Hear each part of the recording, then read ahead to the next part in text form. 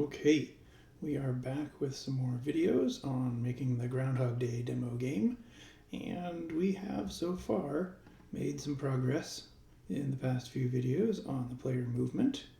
We can watch our groundhog move around the screen, and we can also watch the camera follow the groundhog when the groundhog starts to leave the area. You can see over on the left in world space, and then camera space, the camera is following the groundhog. Great. So now we need somewhere for the groundhog to be walking around. It looks kind of weird to have a blue background for the whole place. Let's build a world. Okay, so we are going to be building our world using a tile map. Unity has a great 2D tile map system, and here's a tutorial that has helped me a lot. There's a lot more that it does than I don't do in this video, but this is a great place to start. To make progress on our tile set, I'm going to have our groundhog be wandering around winter. And so on itch.io, I found an awesome tile set here, which has a bunch of rocks and snow and ice and trees and bushes and signs and other things like that. So it's the RPG nature tile set snow, and so I'll be using that here in this project. Great. Under sprites, let's start copying in our tile set. Bring in the PNG and we drop it in. This is what we've done for all of our images so far, but this one we need to do something different. First, it is not just one sprite. If we look at it, load it up, it is lots of sprites. Lots of individual pieces in one image. Now what we need to do is slice it up into squares that are this size. And so if we can do that, then we can have a great pile of tiles, sort of creating a jigsaw puzzle as we go. So what do we do here? We have to say this sprite mode is multiple. And pixels. How many pixels are going to be per unit of what we're doing here? This is going to be important for making it look good on the screen. It's going to be 64 pixels. And we need to think about the filter mode too. If we are using these pixelated tile maps, then we want them to look really crisp and clear. And so we're going to say they are point, no filter kind of sprites and tile maps. Okay, so our tile set comes together. We can edit it now. We have to apply the settings before we open up the Sprite Editor. Good. Here's our Sprite Editor. We can see right now it's one big sprite, but we told it was multiple, and so I'm going to slice. I'm going to slice them into 64 by 64 squares. And when I sliced them, I noticed that 64 was too big. Wait, it should really be 32 by 32. And so I sliced them into small squares. 32 by 32. Now I have the right size. And each of these pieces, this piece is really 9 tiles, so that I can make snow with edges of the ice. I can make snow with edges of nothing. I can place it on top of other things. There's lots of nice things that a PNG tile set is going to do for you. You want to apply this, and you should be all ready to go now. Oh, back here. That needed to be 32 for me. Great. So I have my tiles set. And if I look at it, if I open it up, like I open up the groundhog, it's like, well, there's one sprite.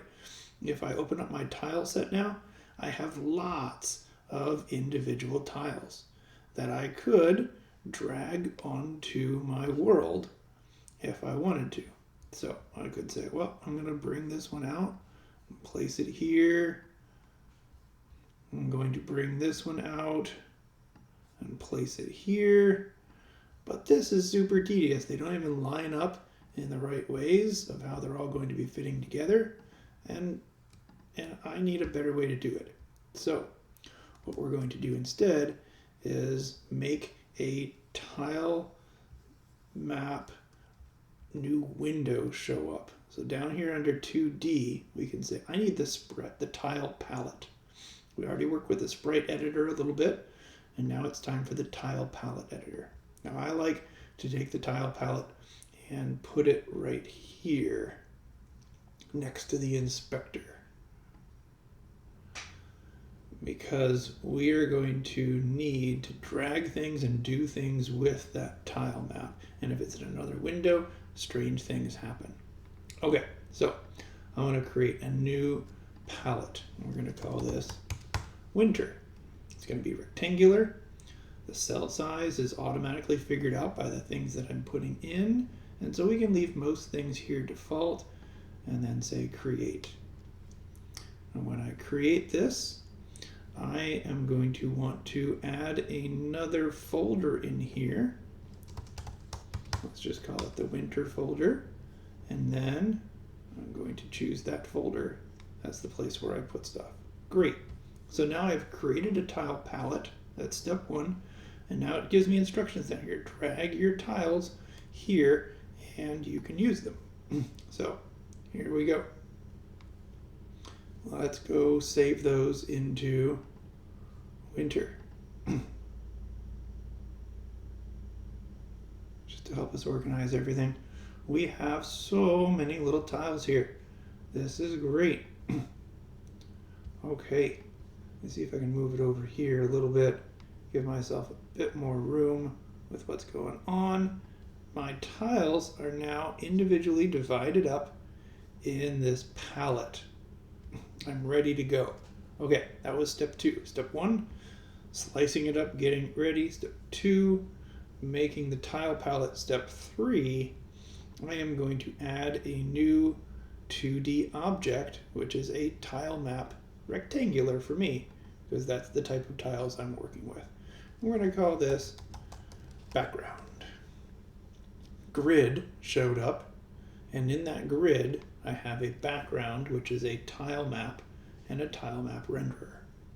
So this is going to be convenient. Now in the scene, I can come over here and say, let's use this little brush. I'm going to paint with my active brush. Let's go find some snow.